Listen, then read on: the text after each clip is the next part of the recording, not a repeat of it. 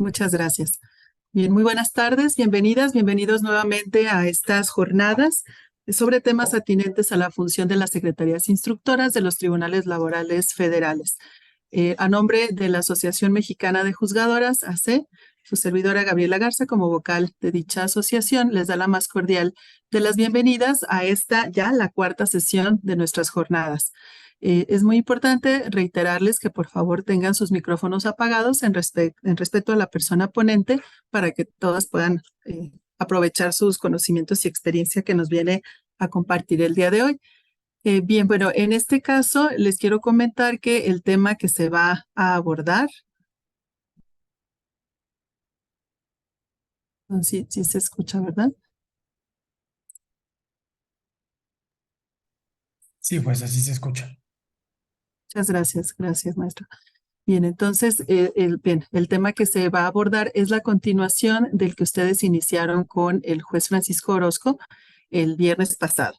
Bien, entonces les quiero presentar al maestro Christopher Montaño Baños, de quien voy a mencionar algunos aspectos los más relevantes dentro de su currículum. Tiene, a pesar de su juventud, una amplia trayectoria tanto académica como en lo profesional.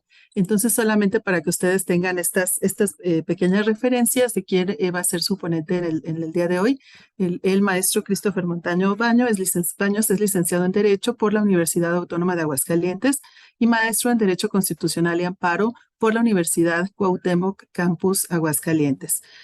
Dentro de su experiencia en el Poder Judicial de la Federación, se desempeñó como actuario judicial en el Tribunal Laboral Federal de Asuntos Individuales en el Estado de Campeche, con sede en Ciudad del Carmen, al haber sido vencedor del segundo concurso relativo para la función actuarial de la Escuela Federal de Formación Judicial, ello desde el 3 de noviembre de 2021. También en septiembre de 2022 inició su experiencia profesional como secretario instructor adscrito al mismo Tribunal Laboral Federal que les menciono en Ciudad del Carmen. Y a partir del 3 de octubre del año 2022, funge como secretario instructor dentro del segundo Tribunal Laboral Federal de Asuntos Individuales en el estado de Jalisco, con sede en Zapopan, ello por virtud de que fue vencedor del tercer concurso relativo a dicha función. Pues bueno, estoy muy contenta de que nos acompañe el maestro Christopher Montaño Baños, una persona muy importante en mi equipo de trabajo, al igual que todos mis compañeros, y le agradezco que se dé este tiempo, esta oportunidad de compartirnos estos conocimientos que tiene, que son relativos a temas sobre derechos humanos, como ya les explicará. También con relación a la presentación que va a proporcionar, ya muy amablemente nos comentó que nos la va a compartir. Entonces, como lo hicimos con las sesiones primera y segunda, también les vamos a compartir el material de estas siguientes tres sesiones, de la tercera a la quinta, es decir, de la del viernes a la del día de mañana. Y les reitero que hasta el momento el horario que se va a seguir empleando es a partir de las 6 de la tarde. Entonces, maestro Christopher Montaño, muchas gracias por su apoyo en esta sesión y pues bueno, ya te dejo el micrófono. Gracias y a nombre de la Asociación Mexicana de Juzgadoras, muy amable por haber atendido esta invitación. Adelante. Muchas gracias, juez Arno. Muy contento de estar aquí y muchas gracias por su invitación. La verdad es que me gusta mucho participar en estas cosas, enseñar a las personas pues lo que yo he aprendido y que les pueda apoyar en la experiencia lo más que se pueda, ¿no? Bueno, pues primero que nada, un gusto estar aquí. Quiero comentarles que la sesión del día de hoy voy a ir proyectando la presentación. Un segundo.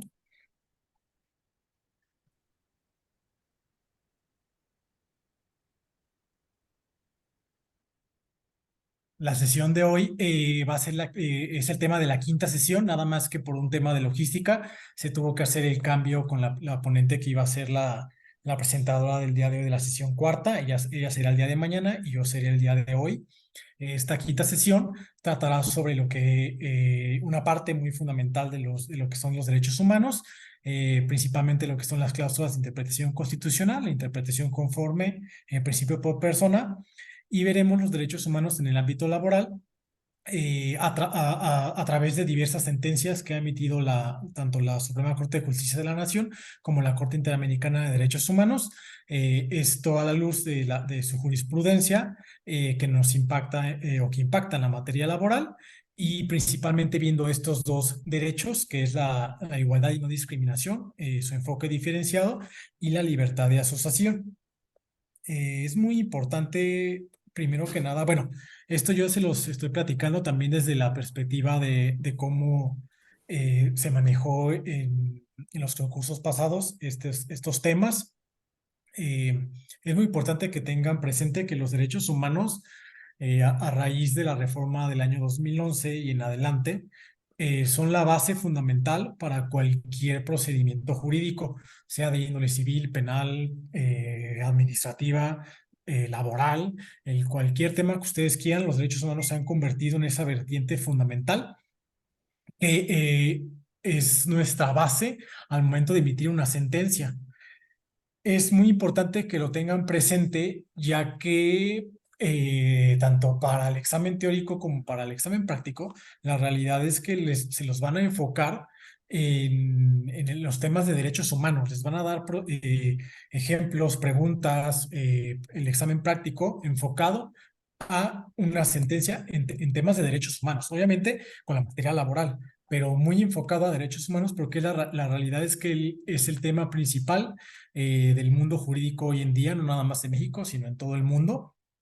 Y si ustedes saben y conocen de derechos humanos, de cómo interpretarlos, de cómo desarrollarlos, van a ser muy buenos secretarios y muy buenos jueces en algún momento, porque la realidad es que los derechos no están para quedarse y pues para seguir desarrollándose cada vez más, ¿verdad? Entonces, bueno, ya entrando en materia, pues ya les di este contexto histórico de la reforma en derechos humanos, el 10 de junio de 2011, que viene principalmente pues la reforma que sucede por el caso Radilla Pacheco, en donde se condena a México por un caso de desaparición forzada que probablemente muchos conozcan, que no voy a entrar en muchos detalles porque no es tema de esta sesión.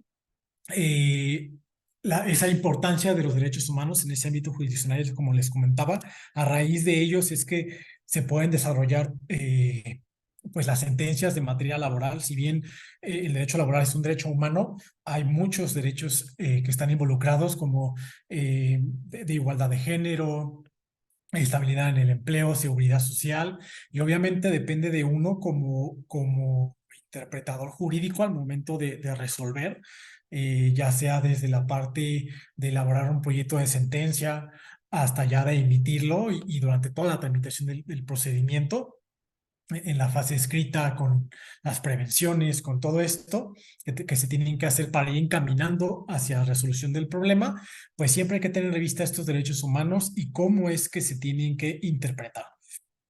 El artículo primero y el 133 de la Constitución establecen lo que es el bloque de constitucional y el bloque de convencionalidad. A raíz de esta reforma que les platicaba, de junio de 2011, que seguramente muchos ya conocen, se establece en la Constitución que no solamente los derechos humanos y fundamentales que están en la Constitución son los que van a reconocer en el Estado de Derecho mexicano, sino también los que están establecidos en los tratados internacionales y en la jurisprudencia de la Corte Interamericana de Derechos Humanos. Esto implica que se forma el bloque de constitucionalidad, ahora se vuelve un bloque de convencionalidad, porque se tiene que interpretar todo el mundo jurídico, no solamente en base a la Constitución, sino también a los tratados internacionales. Esto implica, obviamente, el desarrollo mucho mayor de los derechos que se pueden establecer en la Constitución. Estos derechos siempre se debe aplicar el que mayor beneficie, la interpretación que mayor beneficie a unos y otros. Esta interpretación conforme, que es el primer tema, por así decirlo, viene de este control de convencionalidad y constitucionalidad, e implica que todas las autoridades deben apegarse a los derechos humanos reconocidos no solo en la Constitución, sino en un tratado internacional ratificado por México. Y esta herramienta jurídica que nos ayuda a todas las personas que pues nos dedicamos a este mundo jurídico, y principalmente cuando sean secretarios, pues al momento de desarrollar un proyecto de sentencia, de tramitar la etapa escrita del procedimiento, pues verán que siempre debemos de tener presente esos derechos humanos y cómo se pueden afectar por una resolución o cómo incluso se pueden mejorar, ¿verdad? Esta herramienta, pues es una interpretación que se debe hacer de las normas jurídicas, siempre atendiendo al derecho que mayor beneficie y a la jurisprudencia también de la Corte Interamericana, no solamente la nacional. Siempre debe de aplicarse esta norma que mayor beneficio trae a la persona y precisamente como haya una pluralidad de normas jurídicas, no solamente nuestra Constitución, las leyes, sino también la jurisprudencia de nuestra propia Suprema Corte, las normas internacionales, los tratados internacionales, los convenios de la Organización Internacional del Trabajo, la jurisprudencia de la Corte Interamericana. ¿Qué puede pasar? Pues que conlleva a que exista muchas veces contradicción en las normas, que pueda existir antinomias jurídicas, que es que una norma se contraponga con otra, o que existan diversas interpretaciones entre una norma y otra. Y entonces, ¿cuál es la que uno como operador jurídico va a aplicar? Esta interpretación conforme, pues es precisamente eso, analizando todo ese cúmulo de reglas, de normas jurídicas que existen, debemos de aplicar siempre la que mayor beneficie a la persona. Es decir, si un convenio internacional es muy limitado o no trae muy desarrollada la idea, pero existe una norma mexicana, ya sea en una ley o en la propia Constitución o incluso en la jurisprudencia, donde se desarrolla ese derecho y otorga un mayor beneficio que el que se establece primordialmente en un tratado internacional, pues obviamente aplicaremos esa norma que mayor beneficia a la persona, que sería la nacional.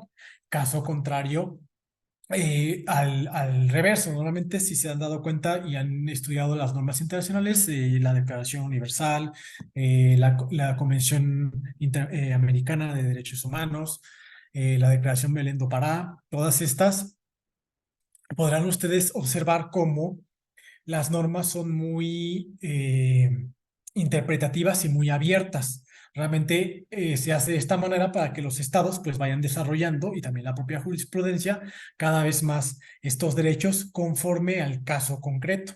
Acuérdense que hoy en día ya la ley ya no se puede aplicar pues de forma eh, igual para todos. La realidad es que vivimos actualmente un derecho aplicado al caso concreto y entonces analizando el caso en particular es como se debe interpretar y se debe resolver los asuntos. Esto eh, lo ha plasmado la Corte en la contradicción de tesis 293-2011, donde habla de la regularidad, constitucionalidad y también de las restricciones que tienen los derechos humanos respecto a la Constitución y a los tratados internacionales. De esta contradicción de tesis nace una jurisprudencia en donde establece la Suprema Corte que no es que exista una jerarquía de normas entre la Constitución y los tratados internacionales, sino que existen en un mismo plano tratándose de derechos humanos. Sin embargo, aclara que cuando existe una restricción constitucional a un derecho, ya sea por alguna circunstancia en específica, se debe analizar esa restricción y por lo tanto aplicarse siempre y cuando esa restricción esté justificada. Si esa restricción que se está aplicando es injustificada, pues obviamente a la luz de diversas técnicas jurídicas y que vamos a ver más adelante, se podría incluso pues tildar esa propia norma de inconvencional. Y si es obviamente una norma ya legal, que no es la propia Constitución, se podría decir que es inconstitucional o también propiamente dicho inconstitucional, inconvencional, perdón. De la misma forma, el expediente 912-2010 varios de la Suprema Corte, este fue emitido justo después de la resolución de la Corte Interamericana del caso Radilla Pacheco.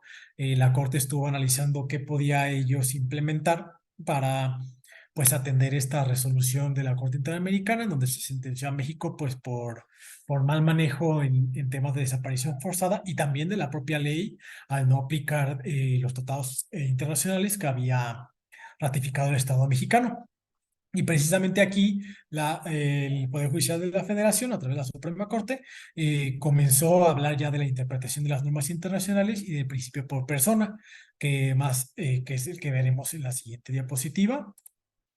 En el principio por persona, pues implica aplicar la norma más favorable a una persona en caso de que exista esta discrepancia entre diversa normatividad. Es una técnica de interpretación de las normas en materia de derechos humanos. Siempre busca otorgar la protección más amplia a la persona frente a la multiplicidad de normas o criterios aplicables a un mismo derecho, que es lo que ya les había comentado. Nosotros vamos a buscar el derecho en concreto, vamos a analizar el caso concreto, vamos a ver qué normas le aplican a ese derecho y si existe multiplicidad de normas, pues vamos a buscar cuál es la que mayor beneficia en ese momento e incluso desarrollarlo todavía más allá. En caso de que no haya, obviamente, pues una contradicción de normas o normas que se contrapongan unas con otras, pues obviamente no se va a hacer uso de este principio pro persona porque no es que vayamos a interpretar la norma que mayor beneficie, sino que usando otro tipo de interpretación como el test de proporcionalidad o una interpretación conforme, pues se va a aplicar la norma al caso concreto, ¿verdad?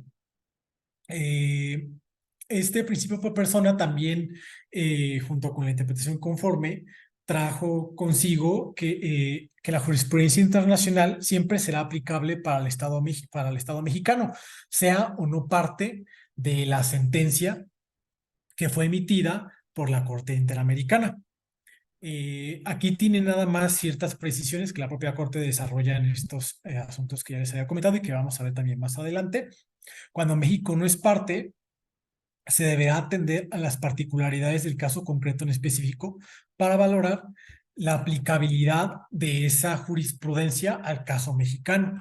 Es decir, todas las jurisprudencias tenemos que obedecerlas, tenemos que interpretarlas, las normas como vienen.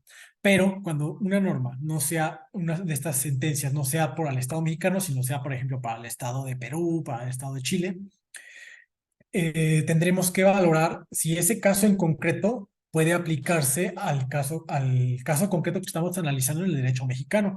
¿Por qué? Porque pues entre un estado y otro hay muchas diferencias sociales, económicas, culturales, que puede llevar que un caso no sea del todo aplicable al caso mexicano. Por eso es que la Corte estableció en este tipo de casos que sí es aplicable la jurisprudencia de la Corte Americana, sea México o no parte, pero cuando no es parte se deberá atender a las particularidades del caso concreto para valorar si se puede aplicar o no. En lo que les comentaba que actualmente el derecho se ha vuelto un derecho del caso concreto. Ya no se puede analizar de forma general. La realidad es que cada caso podrá ser o tener muchas similitudes con otro, pero siempre se le deberá dar la atención que se requiera a ese caso y aplicar el derecho en particular.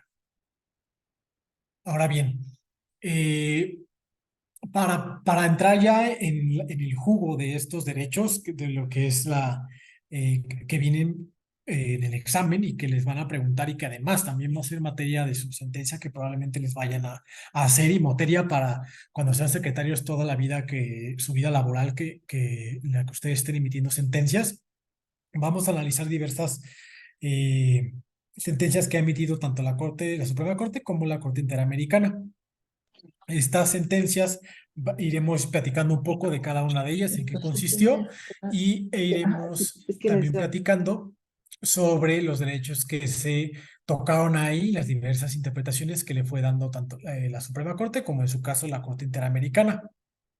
La primera de ellas que veremos es la sentencia en Amparo Directo en Revisión 29/2018, que trata el tema de discriminación por embarazo de una trabajadora de confianza burocrática. En este caso, es una persona del Estado, una mujer que estaba embarazada, estaba ya laborando normalmente.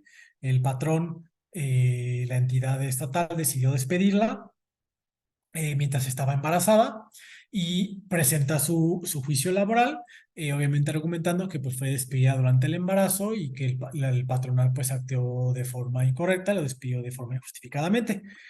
El patrón, bueno, estamos hablando de que esta sentencia obviamente fue con el anterior sistema de las juntas.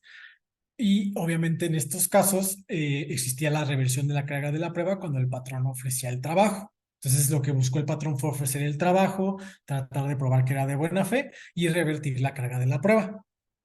Esta sentencia, pues obviamente fue analizada con base a la perspectiva de género y buscó eliminar barreras de discriminación y la desventaja fáctica que tienen las mujeres en la realidad, en la realidad social en la que vivimos en México durante el embarazo, pues porque de por sí tiene cierta desventaja ya por el hecho de ser mujer, porque en la realidad histórica así se le ha visto, se le estuvo delegando, se le delegó a funciones de cuidado del hogar y entonces vemos que no tenían salario igualitario, tenían menos derechos, y obviamente que poco a poco se han ido pugnando por por ese equilibrio y se han hecho medidas razonables para ello, pues la realidad es que sigue existiendo esa desventaja, ¿no?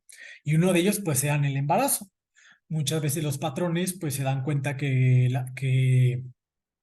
eh, no les gusta tener a una persona embarazada porque conlleva que se tienen que tener ciertos cuidados y obligaciones que tiene que proporcionar el patrón, y sin embargo, pues por esa mala costumbre que se tiene, pues buscan despedirlas, ¿no? Y en este caso fue así.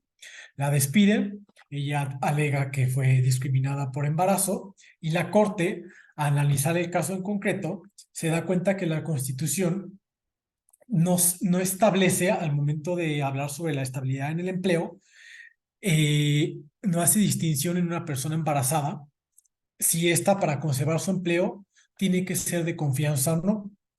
Y entonces se da cuenta la Suprema Corte que en estos casos, interpretando a la perspectiva de género, obviamente viendo la realidad del estado de nuestro país en torno a estos temas, que una mujer se encuentra en desventaja, que tiene que hacer ajustes razonables para generar condiciones de igualdad en base al derecho a la estabilidad en el empleo.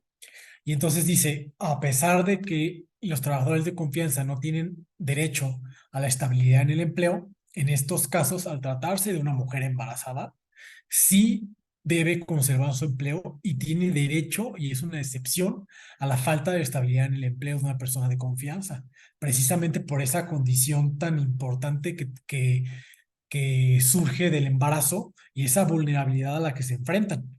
Porque pues muchas veces no solamente ese derecho al empleo, sino también el coartarle ese acceso, pues también le interrumpe su derecho a la seguridad social y obviamente a la prestación médica que puede obtener la persona en seguridad social por parte del Seguro Social o del ISSSTE, el propio ISSSTE, ¿no? En este caso.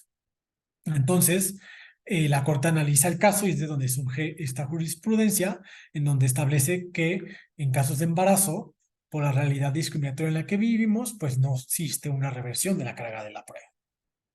Esta es una de las sentencias más importantes, pues que ha impactado nuestro derecho mexicano y que ha traído, pues obviamente, un desarrollo, pues mayor, ¿no? Una sentencia similar es la sentencia del amparo directo en revisión 5139-2018. En este caso es una trabajadora de la fiscalía que era de confianza y además también estaba trabajando por tiempo determinado.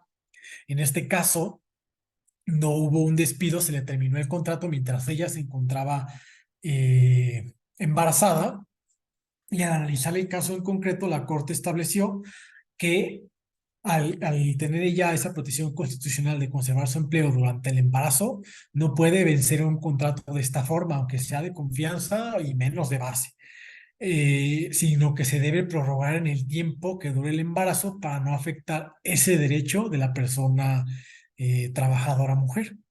Entonces, si se dan cuenta, la Suprema Corte, analizando pues el caso concreto, la realidad mexicana, se dio cuenta que el embarazo pues es una situación muy importante por la que pasan únicamente las mujeres, no es algo que los hombres tengamos en nuestra vida. Entonces, es una condición que solamente las afecta a ellas en este tipo de temas cuando son discriminadas por esa condición de embarazo, ¿no?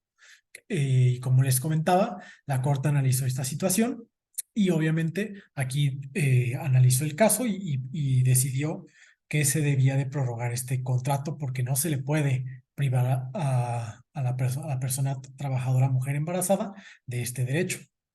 Yo aquí les platico a grandes rasgos estas sentencias para que ustedes tengan el conocimiento, pero sí va a ser necesario que ustedes, pues obviamente ya se metan al estudio de cada una de ellas para que puedan analizar pues para todas sus vertientes y también les ayude más a su examen. Esto es como un pequeño repaso para que ustedes te tengan como lo más importante de cada una de ellas. Del mismo modo, existe otra sentencia también muy importante, la sentencia de amparo en revisión 59 de 2016. Esta habla de la discriminación que existió en hombres al no brindarles guardería como prestación de seguro social en el IMSS. Esta distinción se analizó a la luz de los requisitos que se les pedían a las mujeres para que tuvieran acceso al derecho de guarderías y se encontró que a los hombres se les pedía que comprobaran no encontrarse en matrimonio o en concubinato o estar solteros o viudos.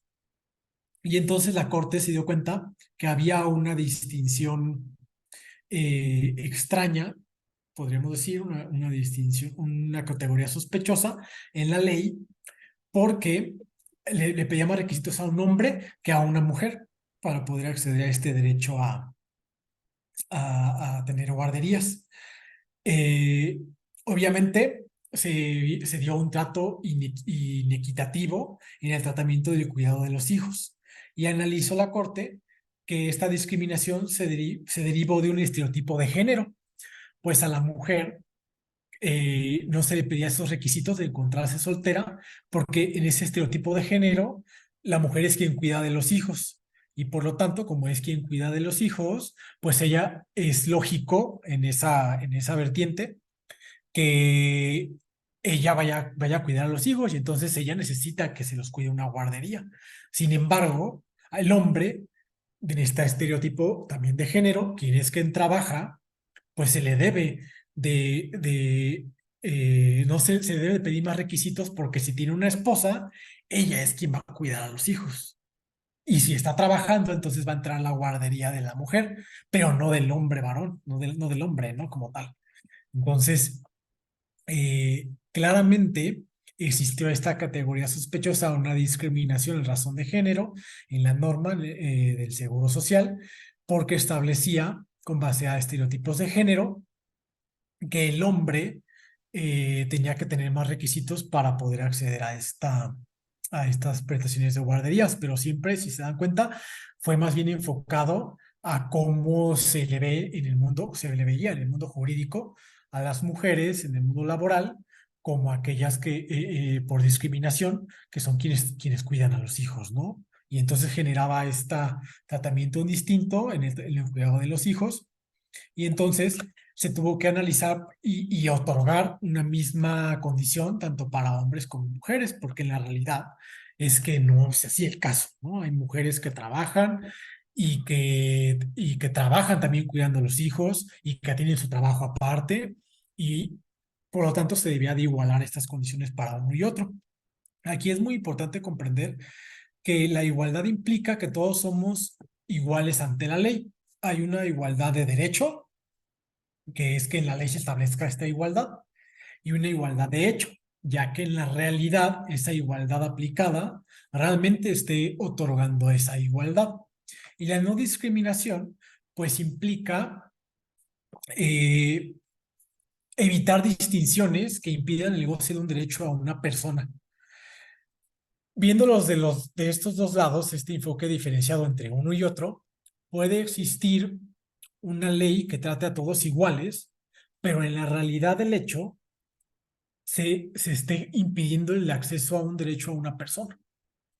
Entonces, se debe aplicar este enfoque diferenciado entre uno y otro para que se establezcan las condiciones suficientes para que esa persona a la cual se supone que es igual ante la ley, pero por su condición en específico, esa igualdad no se está cumpliendo, se deben de dar esas condiciones para que esta persona entonces en un procedimiento de equidad y de igualdad, ya de hecho, se logre poner al mismo nivel que la persona a la que no le está afectando esta condición. Un ejemplo de ellos, y les platico de un caso que resolvimos aquí en mi tribunal, eh, es de, por ejemplo, una persona migrante. Es una persona migrante legalmente establecida en el país, que estuvo trabajando en México por cierta temporalidad. Él era cubano y se consigue una residencia permanente en Estados Unidos y se va a vivir a Estados Unidos. Y entonces viene y solicita que se devuelvan sus aportaciones de seguridad social. Obviamente el IMSS y el Infonavit lo niegan.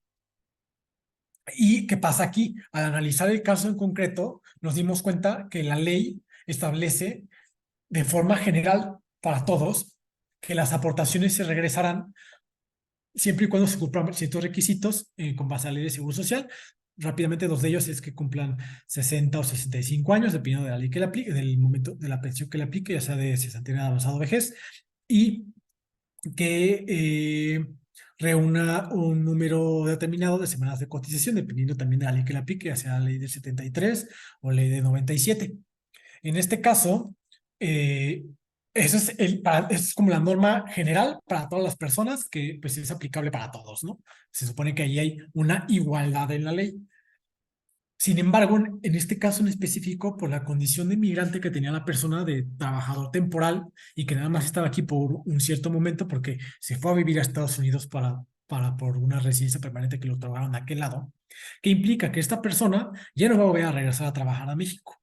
Y entonces, esa norma que en un primer momento pareciera que es equitativa para todos, la realidad es que para las personas migrantes con esta condición es inequitativa. ¿Por qué? Porque esa persona nunca va a poder gozar pues de esa pensión, obviamente, porque nunca va a cumplir los requisitos ni de la edad ni de las semanas cotizadas, porque no va a trabajar toda su vida laboral como a lo mejor puede pasarme a mí o a alguna persona mexicana que vivía en el país y que vive toda su vida en el país, nunca va a poder acceder a ese derecho de la seguridad social. Entonces, ¿qué pasa? Pues se tiene que analizar esa ley, darse cuenta que esa norma está siendo discriminatoria para las personas migrantes porque no contempla esos casos, aplicar un trato diferenciado y entonces otorgarle esa devolución de sus recursos que acumuló y que él mismo estuvo aportando, porque a final de cuentas era su derecho a la seguridad social. ¿Por qué? Porque ya no va a regresar a trabajar en México. Entonces, analizando este caso concreto, se dio un enfoque diferenciado a la igualdad que puede establecer la norma ya al hecho en específico y es como se aplica en la realidad. Este fue un pequeño ejemplo y la realidad es que casi todos estos sentencias que vamos a ver de la Corte y que son parte de su temario para examen, es como lo aplican, ¿no? Este enfoque diferenciado, porque muchas veces la igualdad genérica que establece la ley en realidad no establece una igualdad para todos, sino que a veces genera esta desigualdad, pues aplicando ya la condición que cada persona puede tener. Entonces, es más o menos el ejemplo que yo les quería dar. Y como les comentaba, pues la igualdad formal de hecho, que es de derecho, perdón, que es la que se establece en la ley, y la igualdad sustantiva, que ya es cuando la realidad, en el hecho en concreto, pues si se está dando esa igualdad o no se está dando, ¿verdad? Las siguientes sentencias son dos sentencias que vamos a ver en una. Son las sentencias en amparo en revisión 664-2008 y 364-2018. Y habla de una pensión de viudez discriminatoria, ya que solicitaba mayores requisitos a los hombres que a una mujer al exigirle que fuera dependiente económico de la mujer que fallece. ¿Qué pasa? En este caso es un hombre que fallece su esposa y solicita al IMSS que se le otorgue la pensión. Y entonces el IMSS le señala que no le puede otorgar la pensión, ya que no, porque en la ley se establecía que debía de comprobar que dependía económicamente de la mujer. Caso contrario, a las mujeres no se les pedía este requisito. Una mujer simplemente tenía esa ya presunción por ser esposa o concubina Entonces, una mujer automáticamente podía solicitar la pensión, el IMSS no cuestionaba esa dependencia y se la otorgaba, caso contrario con los hombres.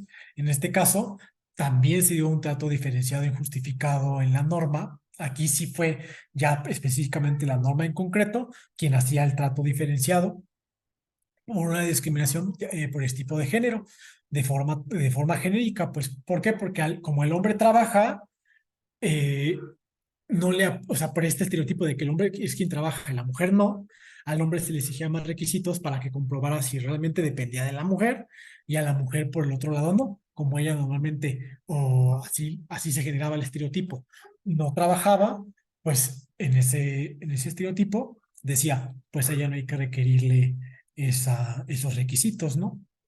Entonces se partió con esta igualdad y obviamente no había igualdad de género entre uno y otro, y entonces el trato diferenciado que se le estaba dando en la ley, este sí viene directamente en la ley, no era razonable y por lo tanto se declaró inconstitucional estos preceptos de la Ley de Seguro Social, tanto de la ley de 1900, bueno, la vigente de 1997, como la de 1973, que es la pasada, por ese trato diferenciado que se le dio.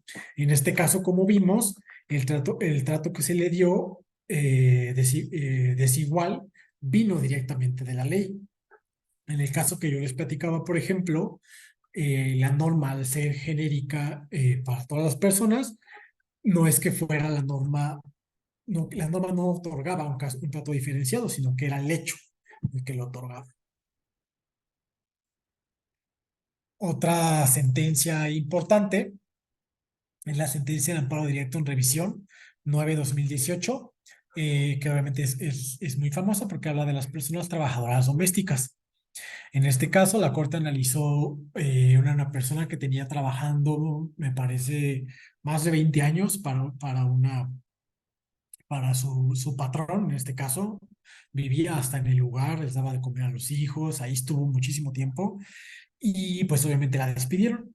Ya está, el patrón decidió despedirla y obviamente pues previo a esta jurisprudencia y la reforma que se hizo a la ley de seguro social, pues las personas trabajadoras domésticas no tenían derecho a acceder a la seguridad social. En estos casos se analizó eh, la discriminación legal que existía en razón de su empleo.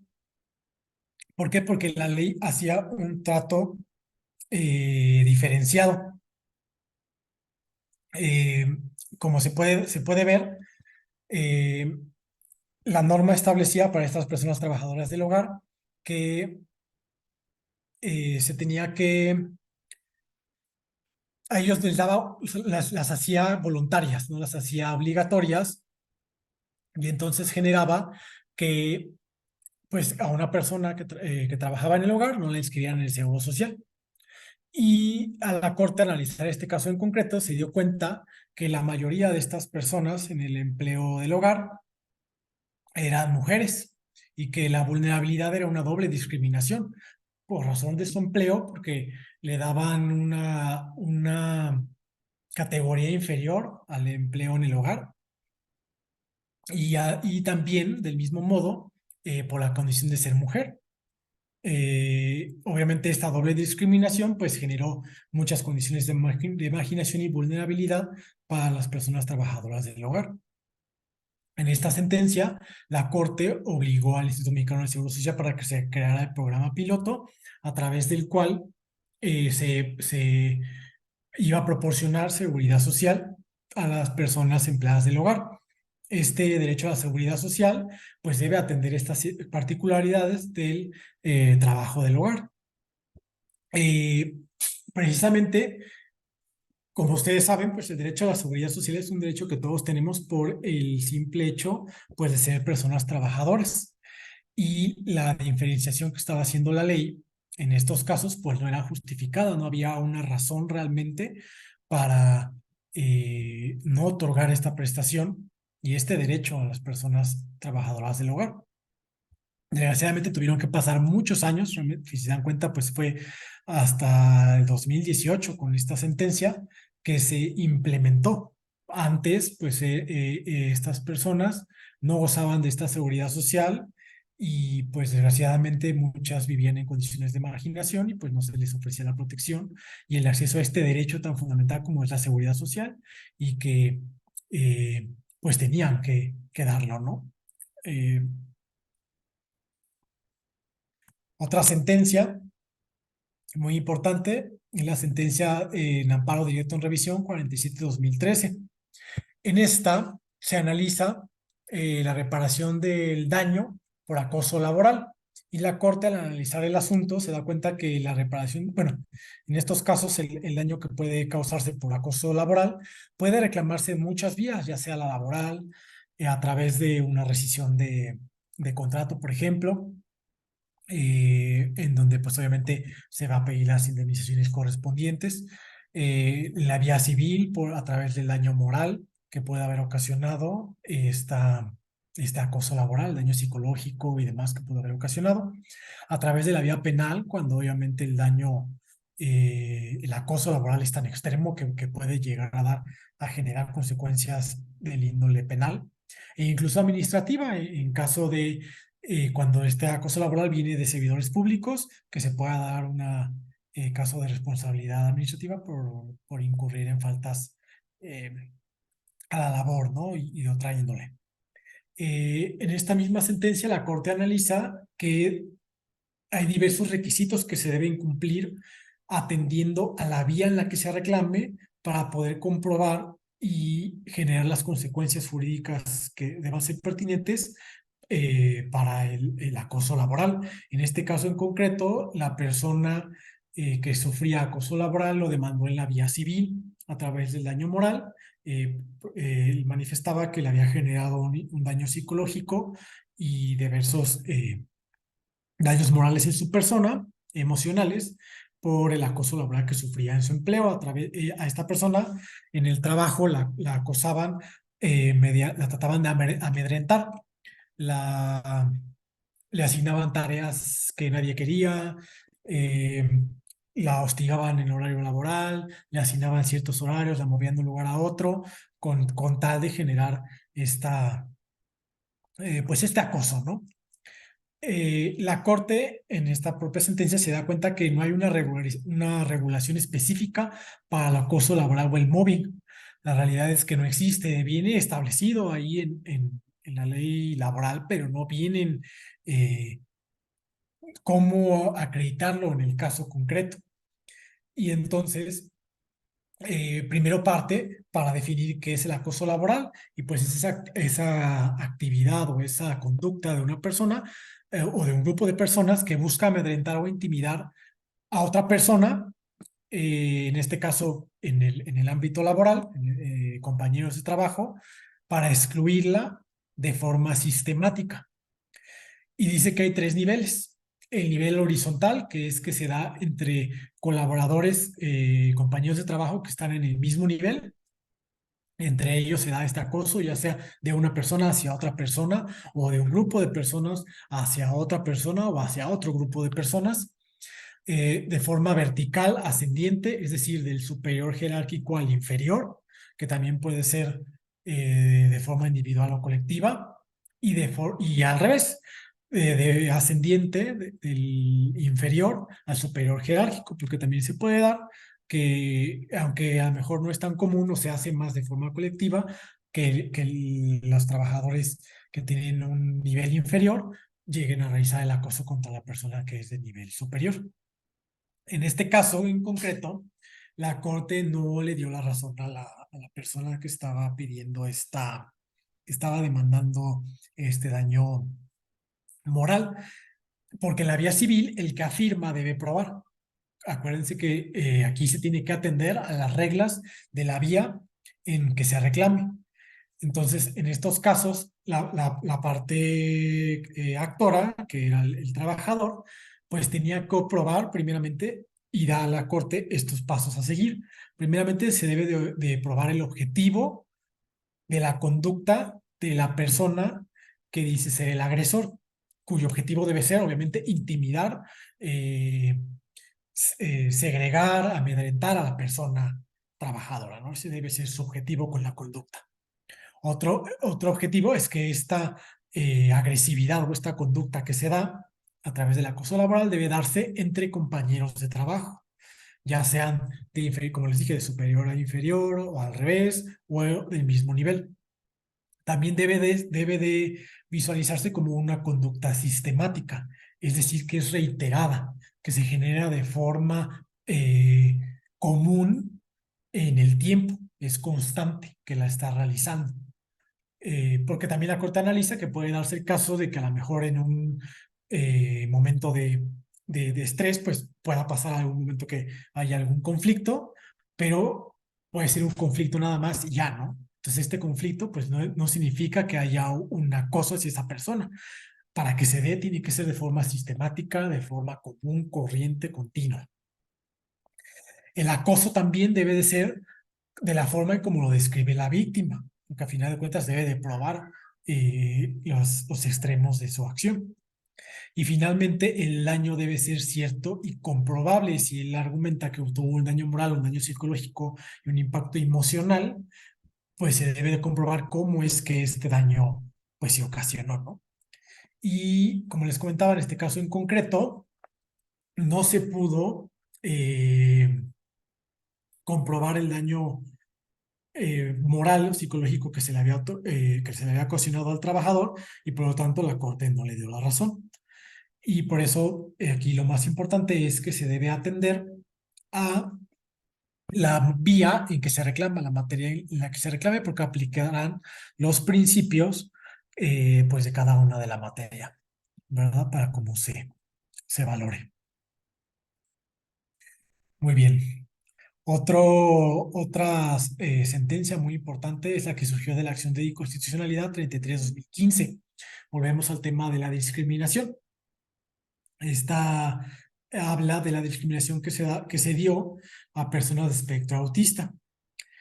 Todo comenzó cuando se publicó la Ley General de Personas Autistas, la cual pretendía, por su propio nombre, pues generar condiciones de igualdad para las personas autistas y que y que se les pudiera dar mejores condiciones para el acceso a distintos derechos, no solamente laborales, había derechos de acceso a la infraestructura pública, a programas, a diversidad de cuestiones y de servicios que el Estado brinda.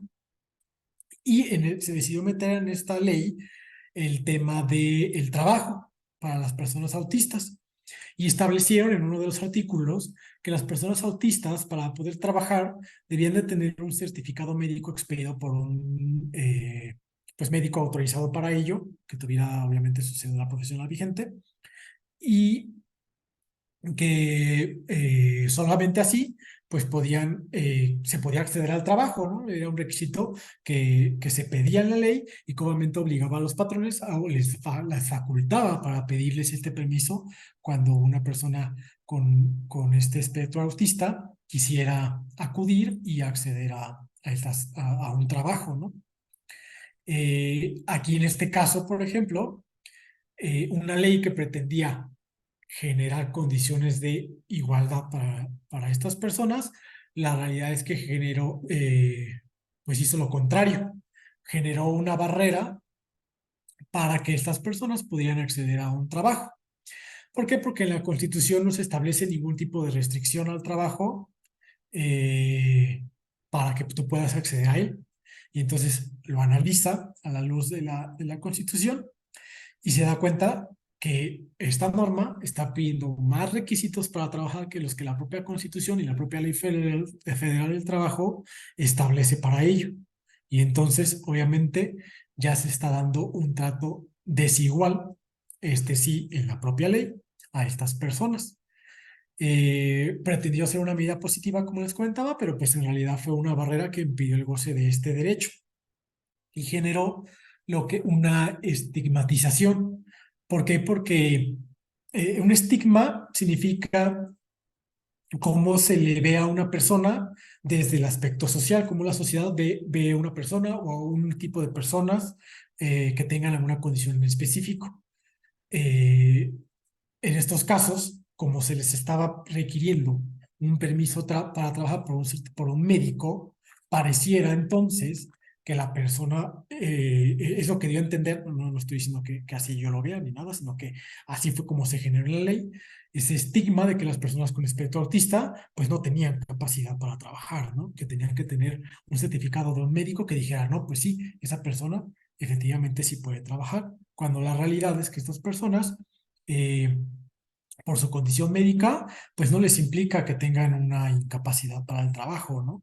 Se debe de precisamente medir esta cuestión y por eso la Corte dijo, ¿no? No podemos nosotros establecer mayores requisitos que los que establece la Constitución porque entonces les estamos dando un trato desigualitario y les estamos generando una condición de desigualdad frente a otras personas. Entonces, aquí igual del mismo modo fue la propia ley quien generó estas condiciones de desigualdad y lo chistoso o lo criticable es que era una ley que pues pretendía apoyar a estas personas a generar condiciones de equidad y sin embargo, al menos respecto a este tema, pues no lo logró, fue lo contrario.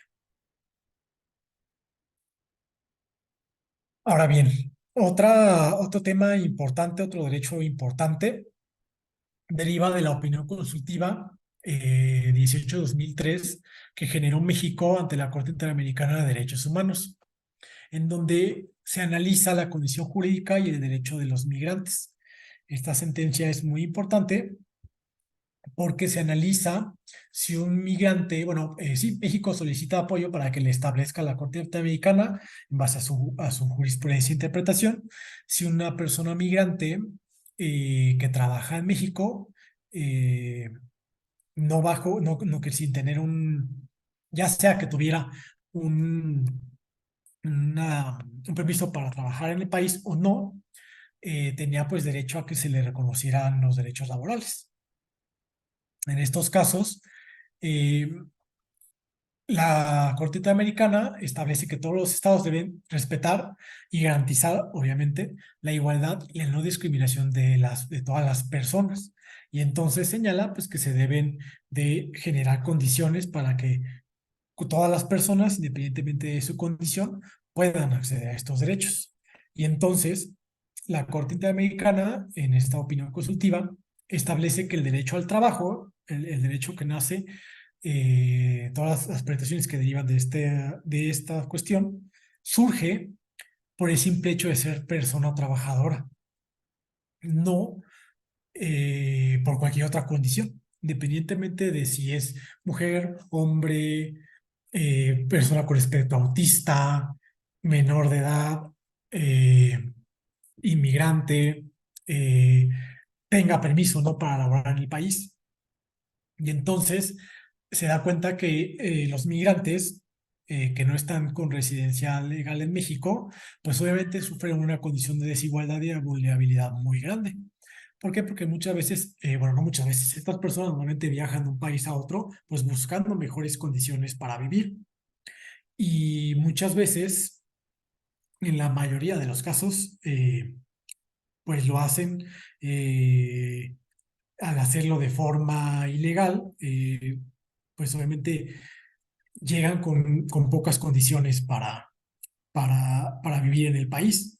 ¿Y qué pasa? Que no solamente en México, sino en muchos otros estados se aprovechan de esa condición, pues para contratarlos, a lo mejor pagarles menos del salario mínimo, no respetar los derechos laborales, muchas veces hasta para explotarlos. Más adelante incluso vamos a ver una sentencia, pues algo grave de la Corte Interamericana que va relacionada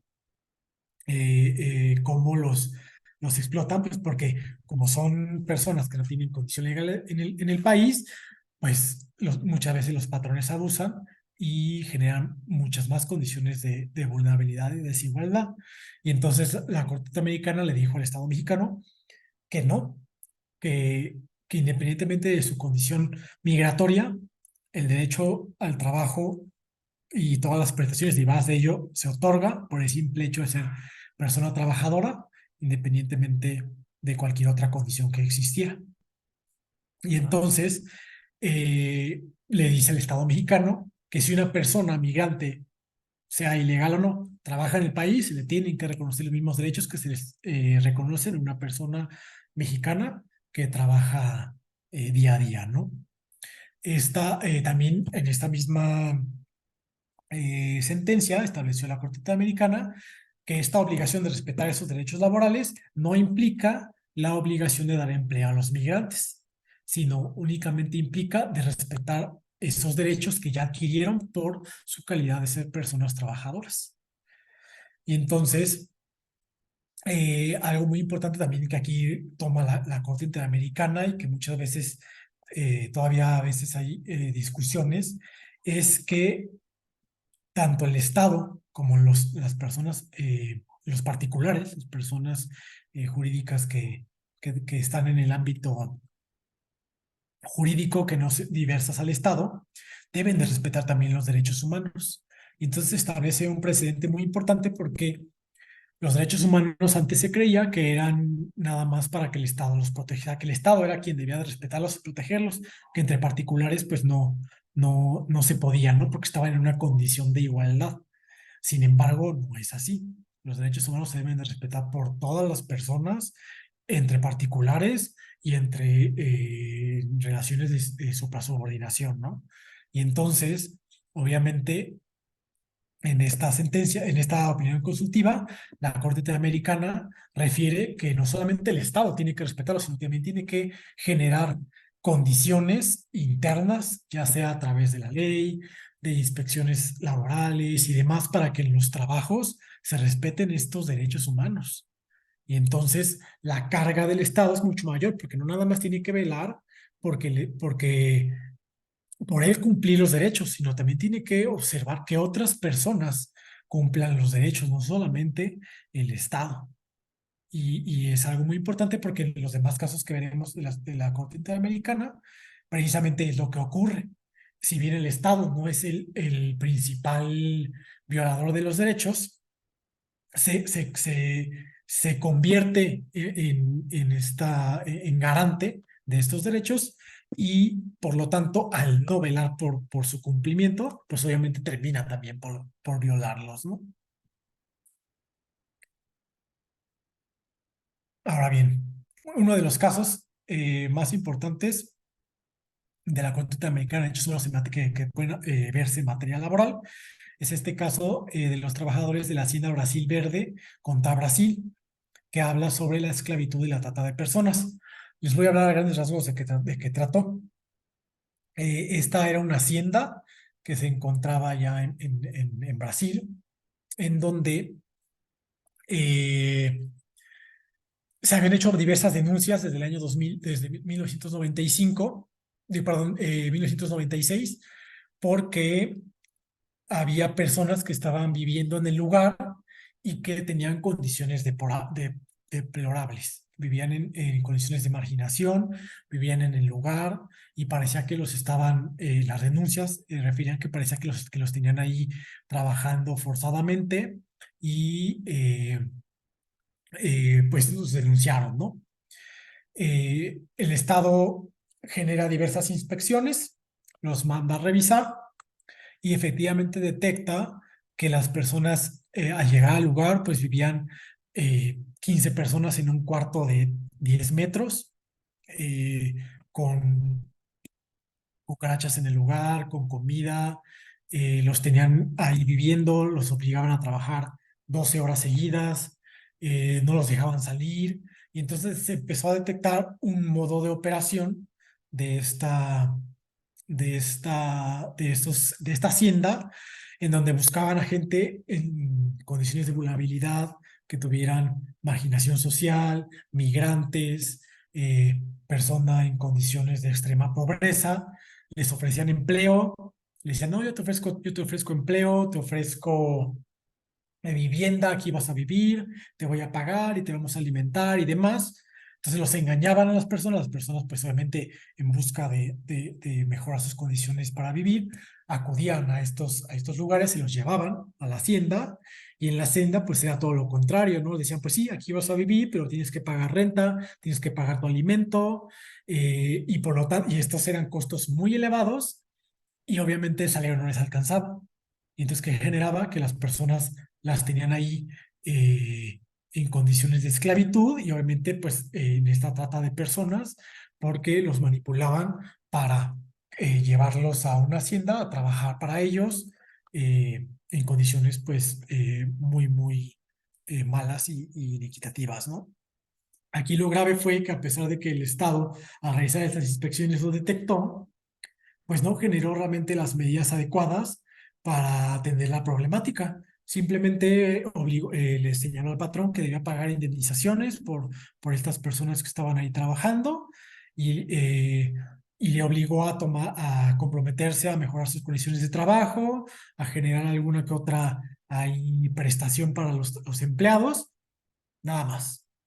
La realidad es que no generó condiciones que podían realmente mejorar eh, cómo se estaba dando el trabajo en esta hacienda y continuó dándose. Fueron realmente tratos inhumanos los que se dieron a las personas que estuvieron ahí adentro y tanto así que controlaban completamente la vida de las personas, tanto física como psicológicamente, pues mediante el engaño y la intimidación, ¿no? Porque los amedrentaban con tú me debes y si no me pagas, no te puedes ir de aquí. Tenían personas con armas de fuego en el lugar, que obviamente pues dice la gente, pues yo no me voy, me van a disparar, ¿no? Me van a matar aquí. Eh, si yo digo algo, si yo me trato de escapar, ¿no? Realmente pues algo sumamente inhumano que se dio todavía pues a estas alturas en el año 1996 y el Estado pues no hizo nada. Entonces el asunto llega hasta la Corte Interamericana y obviamente pues al analizar el caso en concreto pues obviamente detecta que el Estado no atendió las normas y fue responsable, pues solidariamente, por no haber generado esas condiciones laborales y lo condenó por violar pues el derecho a la libertad y generar trata de personas en esta hacienda.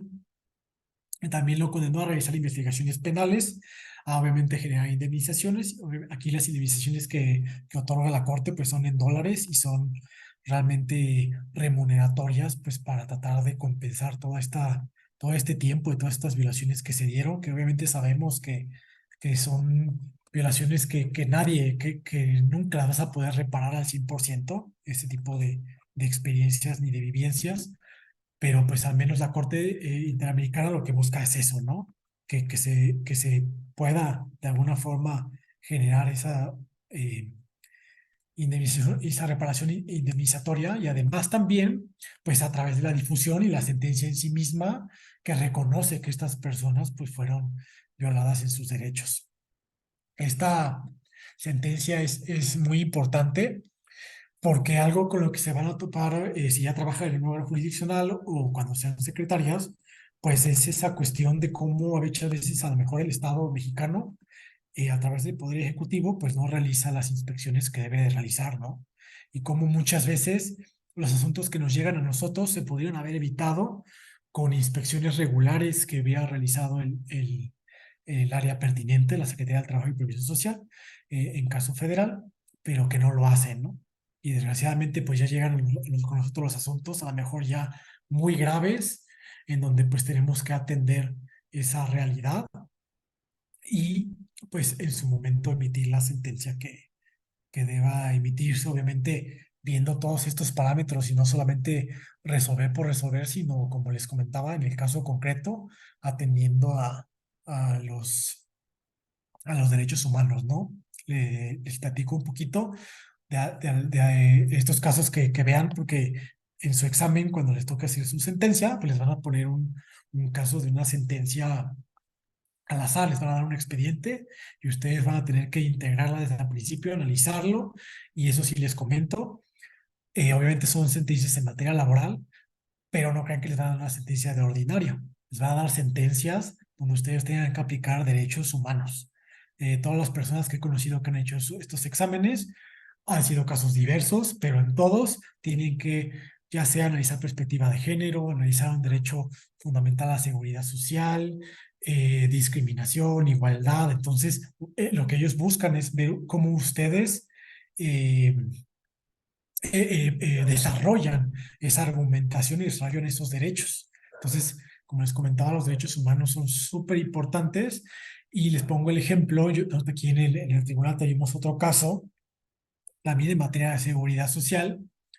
Primero que nada, les comento que la Ley de Seguro Social de 1973 eh, establece que para que una persona pueda acceder a una pensión de viudez, cuando fallece la persona trabajadora, tiene que la persona fallecer mientras siendo trabajador o durante el periodo de conservación de derechos. El periodo de conservación de derechos, a grandes rasgos, es un periodo que se les da extra a las personas una vez que son dadas de baja en el Seguro Social para que todavía sigan conservando esos derechos de seguridad social, ya sea para acceder a una pensión, los derechos médicos que en especie que pueden acceder, ¿no?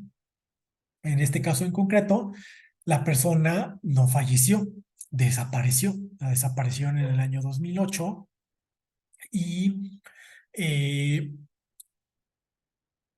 pues el IMSS obviamente le niega la pensión. Dice, no, es que la persona no murió, desapareció. En el 2008 y hasta el 2021, me parece, 2020-2021, se tramita el juicio por la vía civil de desaparición, de declaración de ausencia por desaparición de la persona. Y entonces el IMSS, pues solamente se tiene que tener, yo interpreto que la persona realmente se tiene por muerta por fallecida, hasta el año 2021 en que se emite esa sentencia. Antes, pues estaba desaparecida y no aplica, ¿no? En este caso, ahí en mi tribunal se tuvo que hacer una evaluación muy extensiva de qué era la desaparición forzada, de la gravedad que implicaba este fenómeno que se ha dado en México, y de hecho precisamente se dio a partir de 2006 en adelante con la guerra contra el narco, y cómo para esos años pues era algo, híjole, de verdad muy común ver, donde desaparecieron centenares de miles de personas en, en nuestro país, ¿no? Y entonces, eh, haciendo una valoración precisamente de estos derechos humanos, decidimos aplicar un control ex oficio de constitucionalidad, y entonces no aplicamos esa norma de la ley del Seguro Social que establecía que la persona tenía que haber fallecido. Nosotros tuvimos por válido la ausencia de la persona, porque la desaparición forzada es una violación que se repite en el tiempo. Mientras esté desaparecida la persona, no hay seguridad de las personas si está viva o no, y entonces se sigue dando en el tiempo, es continua esa violación. Y entonces nos dimos cuenta que las personas que sufren esta violación no nada más es la persona a la que desaparece, sino también sus familiares. En este caso, su esposa, quien todavía tiene esa esperanza de algún día ver a su, a su esposo, ¿no? Y entonces, analizando esta cuestión, nosotros decidimos aplicar este control constitucional ex oficio. Y entonces aplicamos esa norma y aplicamos una norma ya más vigente de la ley de 1997, en donde establece que efectivamente se puede otorgar la pensión cuando se den este tipo de casos. Entonces lo otorgamos, e incluso el IMSS ya ni se amparó, ¿eh? El IMSS, la verdad, ahí reconoció esa realidad, no se amparó, y ya actualmente se pagó la pensión y ya están nada más a punto ya están en trámites nada más para que ya se incluya la nómina de pensionados. Entonces, si se dan cuenta, aquí pues tuvimos que aplicar un derecho humano, ¿no? Tuvimos que desarrollarlo a la luz de la realidad que se estaba viviendo en México, que se vive todavía en México. ¿Para qué? Para resolver el caso en concreto. Por eso la importancia de los derechos humanos aplicados en el ámbito laboral. Y como se dan cuenta aquí, tuve que aplicar ley de víctimas, se tuvieron que aplicar también eh, lo que era la desaparición forzada. No nada más fue lo laboral, sino tuvimos que traer cuestiones de otras materias, como la penal, al ámbito laboral para poder resolver de la mejor manera para la persona. Bien. Otra sentencia muy importante es la sentencia del caso Lagos del Campo versus Perú, de año 2017. Este caso es una persona sindicalizada que era en épocas de elecciones de su sindicato. Estaba, si no me equivoco, en aras para peleaba una representatividad allí en el sindicato. Y entonces en un programa de una empresa industrial muy importante allí en el país, en Perú, y en una entrevista que le hacen en medios, en la televisión, critica la forma en cómo se ha estado desarrollando el empleo en la fuente de trabajo y habla precisamente de cómo hay ciertas condiciones de inequidad y demás dentro del trabajo, ¿no?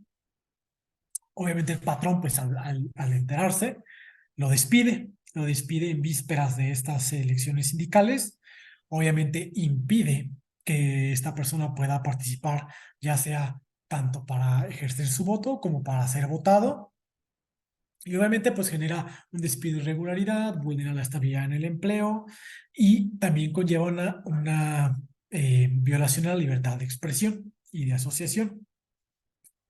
Se inició el procedimiento eh, ante los tribunales de Perú por faltas laborales y obviamente pues fue despedido sin participar en las elecciones. Ya en la sentencia del orden común, primero le dieron la razón a la parte, al trabajador en este caso, y posteriormente, al revisarlo ya en su juicio constitucional, eh, le dan la razón a la empresa y obviamente pues la persona se queda sin nada, ¿no? Analiza, dice que sí fue una falta de probidad del señor Lagos y se considera que es un despido adecuado y realmente pues ahí termina, ¿no? El señor Lagos no se quedó conforme y llevó a la Corte Interamericana pues este asunto. Y ahí alegaba que la declaración que él hizo, lo hizo en calidad de representante de los trabajadores porque eran épocas de elecciones y él estaba, de elecciones sindicales, y él estaba pues obviamente en vísperas para votar y para ser votado porque quería, tenía miras para él buscar un puesto ahí sindical. Eh, Asimismo, alega en su caso que la empresa pues, le coartó su libertad de expresión, toda vez que eh, pues, el despido lo hicieron en aras de amedrentar pues, la inconformidad de los trabajadores que tenían respecto a varias eh, pues, medidas que estaba implementando la empresa, ¿no? Y que él estaba haciendo ver en esa entrevista que le hicieron. Entonces la Corte, pues, analizar el caso en concreto, se da cuenta que el Estado, al fallar en favor de la parte patronal, no valora correctamente, perdón, el carácter de las manifestaciones que realizó el señor Lagos, porque decía que pues, él lo hizo como con aras de causarle un prejuicio a la empresa y por eso fue que se le despidió por faltas de probidad. Pero en este caso, la realidad es que no lo hizo así, sino lo hizo porque estaba en vísperas de una elección sindical, eran épocas de elecciones en donde se estaban criticando cómo se manejaba la empresa en lo interno con sus empleados.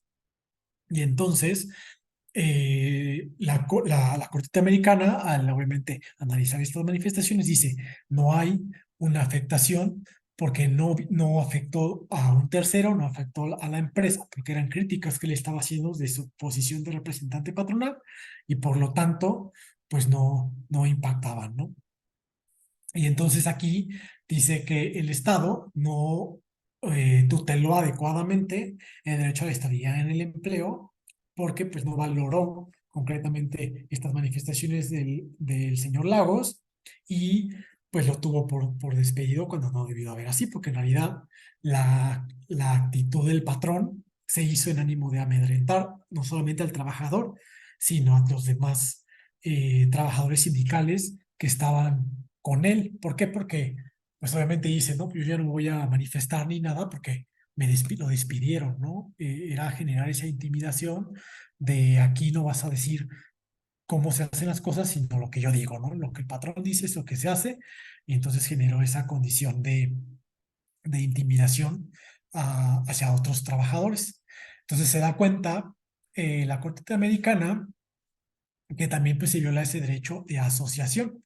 Y aquí es importante que ustedes lo retomen porque fue algunas de las reformas que se hicieron precisamente también en, en el año 2017 y de 2019 la reforma a la Ley Federal del Trabajo en el aspecto de garantizar la libertad de asociación y la libertad de elección en los sindicatos. ¿Por qué? Porque como muchos se podrán haber dado cuenta si ya litigaban antes laboral, muchas veces había sindicatos que pues nunca cambiaban de líderes sindicales, que las elecciones no eran transparentes, que hacían acuerdos con el patrón para imponer condiciones de trabajo iguales a la ley sin que realmente se mejoraran en un contrato colectivo. Y entonces lo que se buscó. Y precisamente una de las cuestiones que se analizaron fue esta sentencia.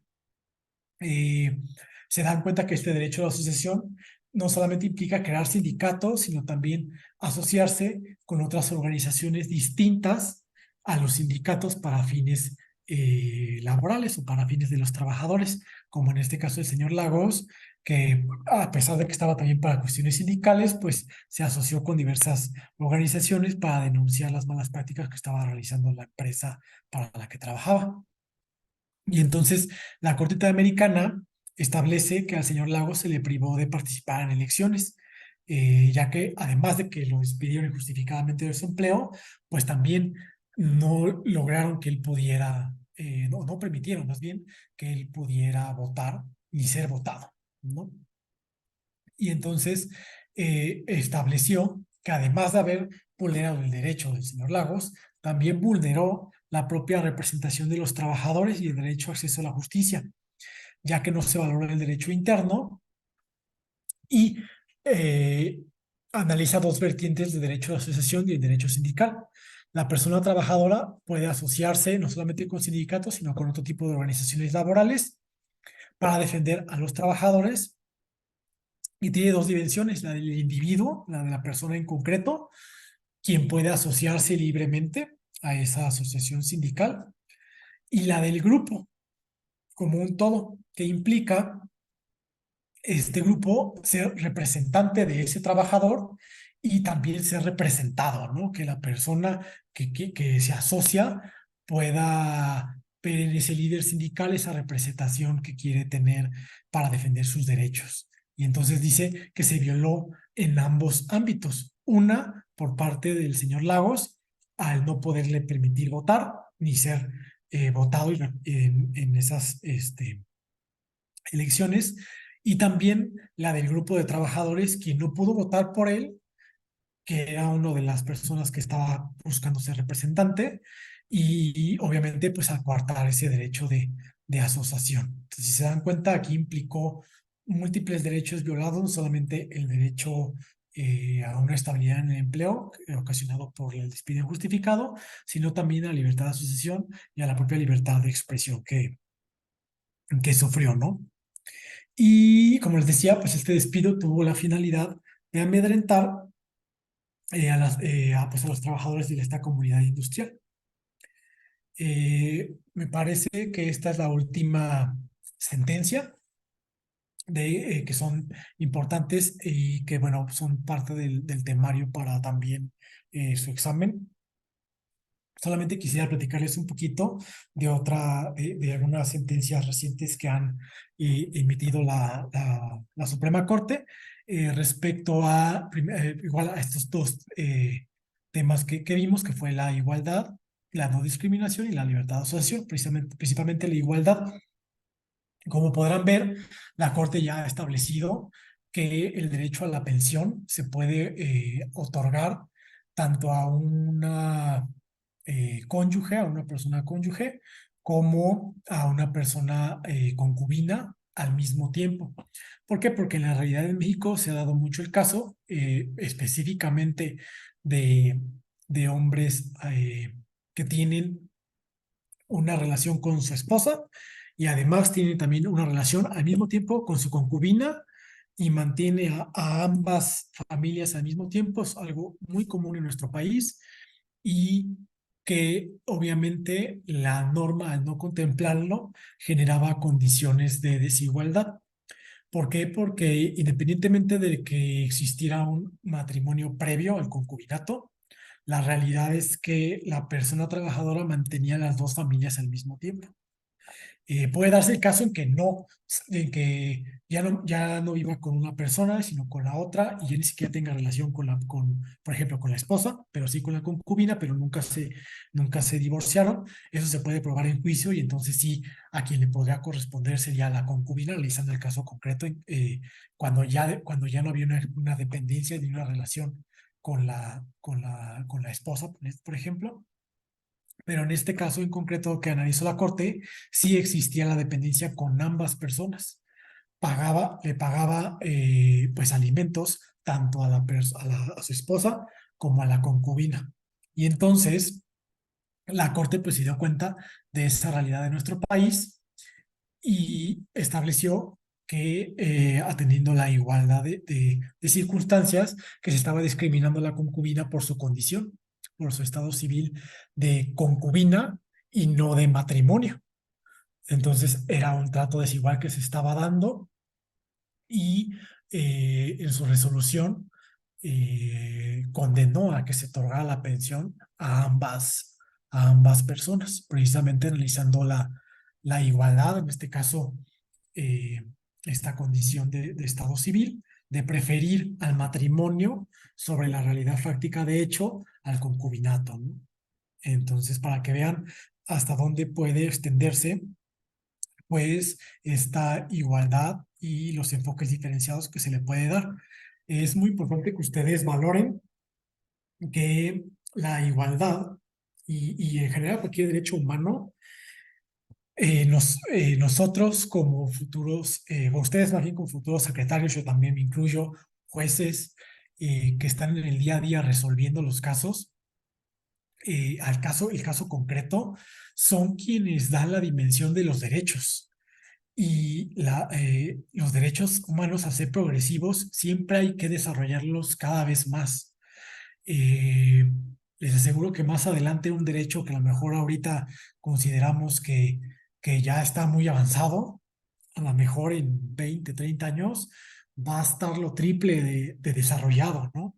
Porque nosotros somos quienes establecemos esos límites, y conforme la realidad social cambia, tenemos que ir adaptando esos derechos. Es lo bonito de los derechos humanos, que cada vez van evolucionando y son más y más y más, y van siendo cada vez mejores para nosotros las personas. Y entonces va a ser su trabajo analizarlos en los casos concretos y implementar todo este tipo de medidas, pues para emitir sentencias que son fundadas conforme a derechos humanos y conforme a justicia y equidad, ¿no? Eh, Se van a afrontar a casos en donde les mienten en los asuntos, bueno, infinidad de cuestiones, pero por eso tienen ustedes estas herramientas para poderlas desarrollar y irlas interpretando cada vez de mejor forma para las personas.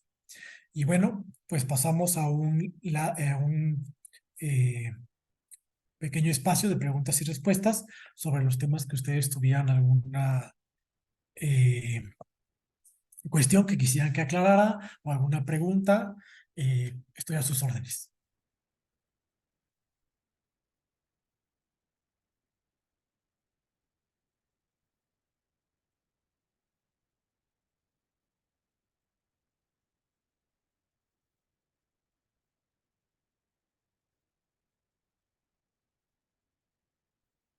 No sé cómo han estado trabajando, si les hacían en el chat o las hacían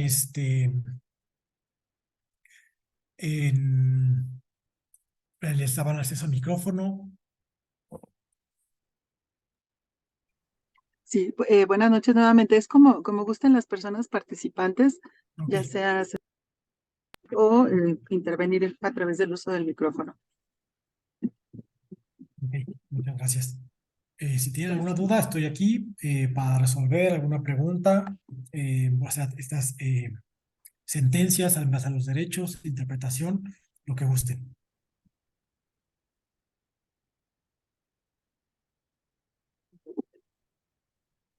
Bien.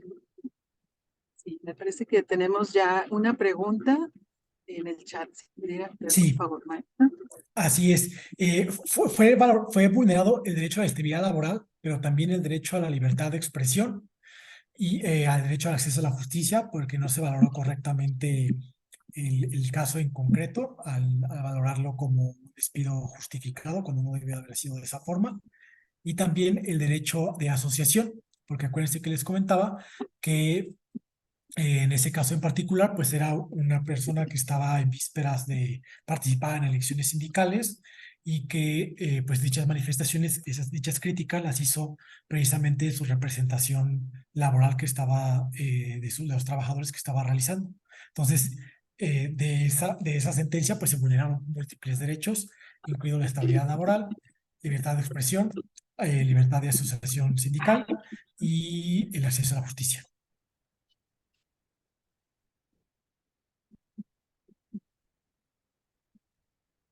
Bien, me parece que ya en cuanto a preguntas en el chat sería la única. Lo que aprecio son felicitaciones. No sé si hay alguna otra pregunta.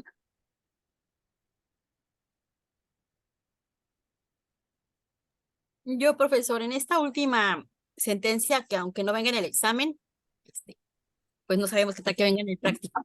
Yo tengo mis dudas. ¿Qué derecho se pondera en esta última resolución? Si bien se está dando una protección a la concubina y demás, en una cierta igualdad, ¿qué pasa con el derecho a la familia, a las personas que, pues no es como patriarcal estarle reconociendo el derecho al hombre de tener 5 esposas, 5 parejas, mientras las pueda mantener tipo Oriente, ¿no? ¿O cómo? ¿O qué derecho se ponderó? Sí, O, claro que o sí. porque a Bueno, en veces, este caso no se dio protección al hombre, sino más bien precisamente a la mujer, quien estaba en condiciones de desventaja. Precisamente la concubina frente al matrimonio, frente a la persona, frente a la esposa que sí tenía esa acta de matrimonio. En este caso se ponderó precisamente porque la familia, pues hay múltiples formas de familia, ¿no? Y en este caso en concreto, la multiplicidad de la familia se dio precisamente en que la persona trabajadora en ese momento, que fallece, el varón, el hombre, pues tenía de forma común tanto a su esposa como a su concubina, a quienes ambas mantenía, a quienes a ambas apoyaba y a quienes ambas, pues, dependían de él, ¿no? Entonces, en este caso en concreto, pues la corte precisamente ponderó eso. Dijo, es que yo no, si ambas personas dependían de la misma persona y era una forma en cómo esta familia se adaptó y vivió, ¿cómo nosotros vamos a desconocer el derecho de la concubina respecto a la esposa, quien sí tenía un acta de matrimonio? Obviamente, lo hizo concediéndole esa protección a la concubina, quien se encontraba en condiciones de desigualdad. Podrá verse como que a lo mejor estaba afectando a la esposa, pero es que en la realidad de esa situación en concreto así sucedía.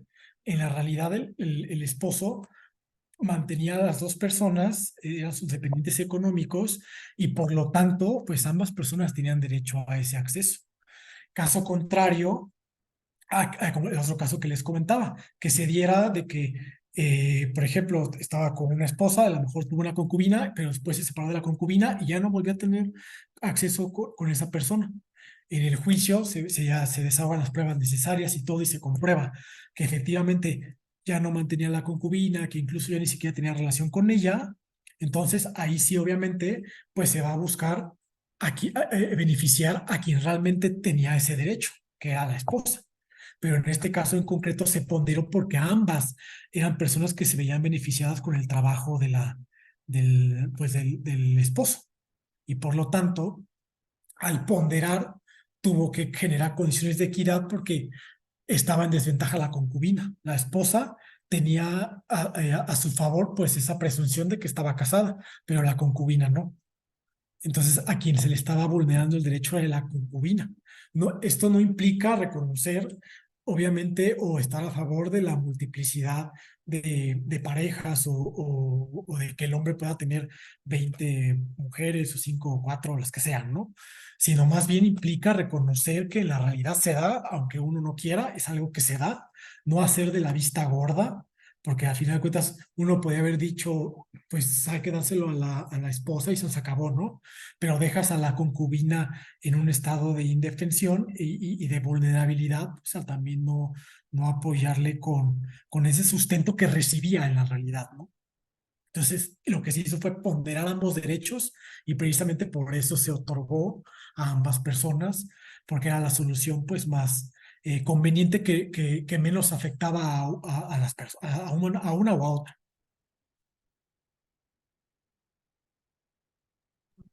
Entonces, cada caso se tiene que analizar en particular eh, cómo va a estar, porque es el pan nuestro de cada día en los CIS y en los conflictos individuales de seguridad social y en los procedimientos especiales individuales, es el pan de cada día. De repente te llega la esposa, la concubina, la otra concubina, o sea, sí es seguido, no es un caso como tan aislado. Entonces, en función de esa sentencia, habría que estudiar muy bien la ejecutoria para aplicarla al caso en específico. Así es, y es súper importante, como les comentaba, ya nuestro derecho realmente pensadores como Robert Alexi, por ejemplo, decían que estamos en el siglo de los jueces. ¿Por qué? Porque ya no estamos como antes que aplicábamos la ley de forma general, ¿no? Ya actualmente analizamos los casos en concreto y aplicamos las normas jurídicas a la realidad de lo que está sucediendo en nuestro asunto. Ya no podemos a lo mejor generalizar y decir, bueno, esto lo apliqué en otro caso diferente, lo vuelvo a aplicar acá. Habría que analizar bien si el caso es realmente similar, pues sí, sí se puede aplicar, ¿no? Pero si vemos que hay alguna particularidad distinta, entonces podemos decir, ay, bueno, esta particularidad hace que nuestro asunto ya no embone, ya no cuadre de la misma forma que el otro que teníamos. Y entonces, atendiendo a esa realidad de ese caso, vamos a tener que moldear y interpretar las normas para que como mejor se pueda resolver para ese caso en concreto.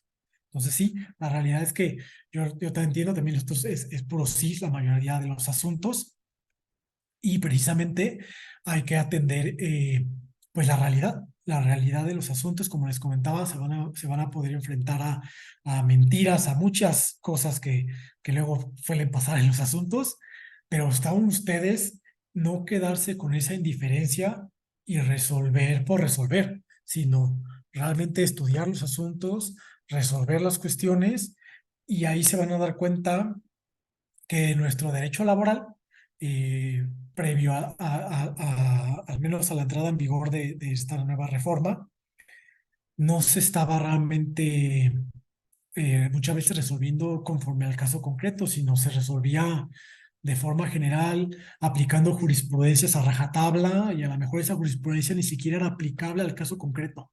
Muchas veces nos quedamos y vemos el texto de la jurisprudencia y decimos, ay, nos aplica. Pero si leemos toda la ejecutoria, vemos que esa jurisprudencia realmente atiende a un caso en concreto en particular y ya en nuestra realidad no aplica, aunque como la jurisprudencia son extractos y eso es una conclusión muy abstracta, puede ser que aplique, pero ya si analizas el caso en concreto, puede ser que en la realidad realmente no aplique porque la jurisprudencia se hizo atendiendo a un caso en particular.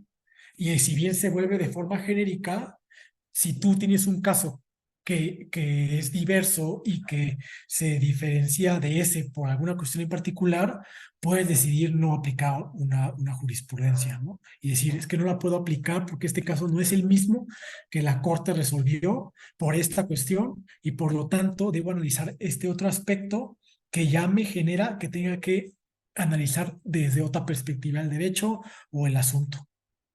Y es muy válido e incluso es parte de los precedentes de la propia Corte. Los precedentes son aplicables al caso concreto que estamos analizando, cuando existan esas similitudes del caso. Cuando no exista, entonces sí podemos decir válidamente no se puede aplicar porque en esto se diferencia, pero es nuestro trabajo argumentar para decir por qué aplica o por qué no aplica. Muy bien. ¿Alguna otra pregunta? Muchas gracias, profesor. Sí, de nada.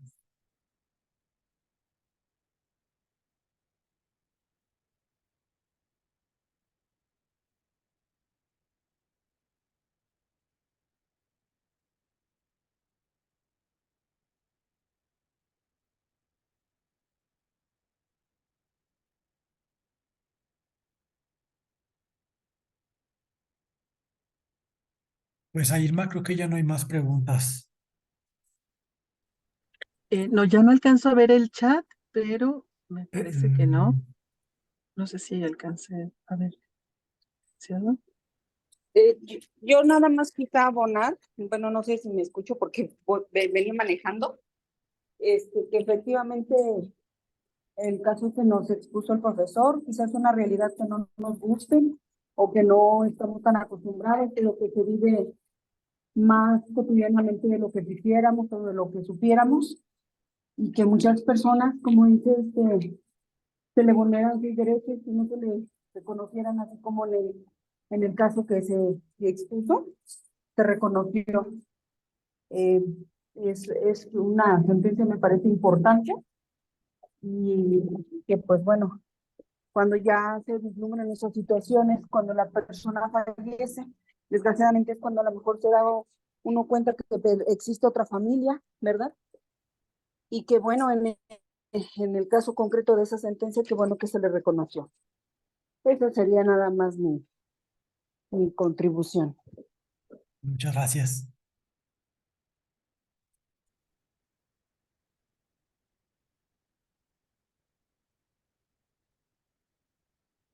Bien, bueno, reitero, ya no alcanzo a leer el chat, pero me parece que en cuanto a preguntas eran ya era ya la única, y las que formularon las compañeras y la opinión ya de manera verbal. Entonces, bueno, también ya para que se puedan dedicar a las personas que nos acompañan a continuar ya sea con sus actividades o a descansar. Entonces, pues aprovecho para agradecer mucho el apoyo de nuestro ponente del día de hoy, el maestro Christopher Montaño Baños, respecto de estos temas tan importantes que son relativos a la reforma al nuevo sistema de justicia de trabajo, en el sentido de que resulta obligatorio para todos los órganos jurisdiccionales en materia de trabajo aplicar la realidad, dar esa prevalencia, perdón, a la realidad por sobre los formalismos, así como bien lo mencionaba el ponente y que alcanza a ver por ahí ya, ahora sí un comentario, exactamente el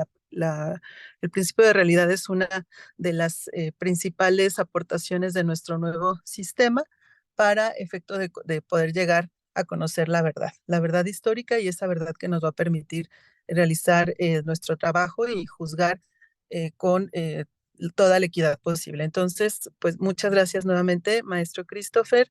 Les agradecemos también a las personas que nos acompañaron en esta tarde-noche escuchando y también realizando estas preguntas y aportaciones. Les invitamos a seguir en nuestra siguiente sesión el día de mañana a las 6 de la tarde con temas también de gran interés como es el precedente.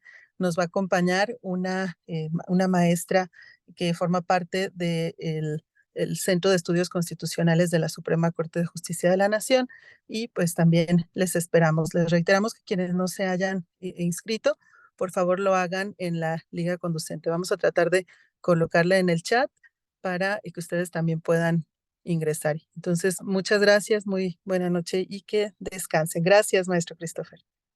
Gracias por la invitación, jueza. Que tengan bonito día a todos y les van a hacer llegar la presentación para que les pueda apoyar en los casos, ya que ustedes puedan ahí ver y valorar para su estudio. Muchas Bonita noche. gracias. Gracias igualmente. Buena noche.